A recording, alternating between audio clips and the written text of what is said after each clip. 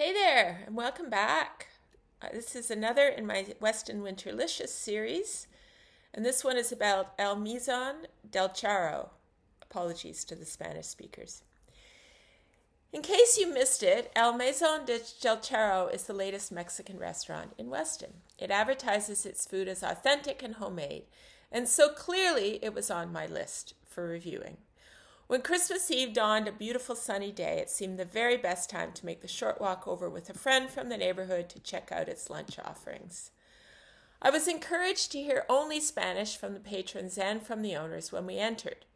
We grabbed a free table and a very young, also Spanish-speaking boy brought us our menus, presumably the son of the woman who was busy moving from the counter to the kitchen in the back.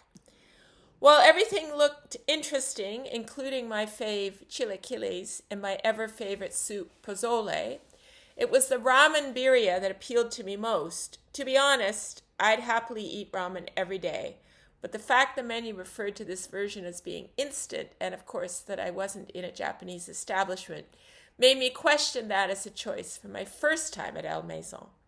Instead, when the server came out for our orders a few minutes later, I asked what she recommended.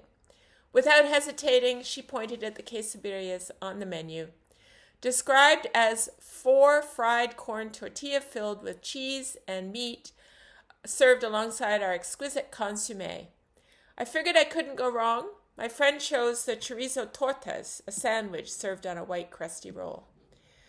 Before long, our host, cook, owner, wheeled a cart out from the kitchen with 2 plates loaded with carb, meat, and cheese, a small cilantro-forward salsa, and a bowl of lime wedges, and 2 squeeze bottles filled with red and green sauces, one hot, the other citrusy.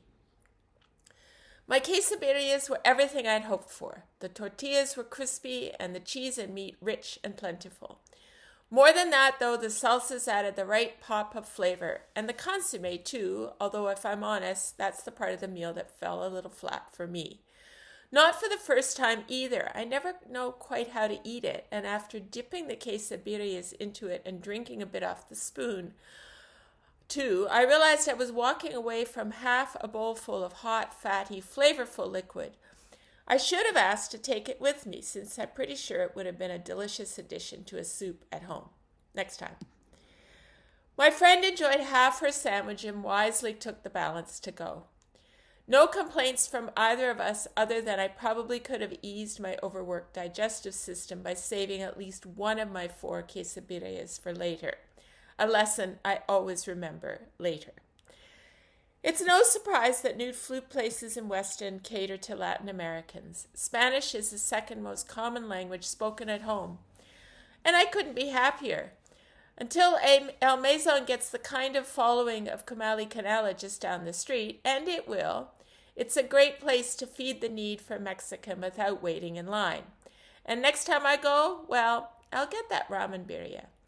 And then I'll wait for someone to open the Western ramen place I crave.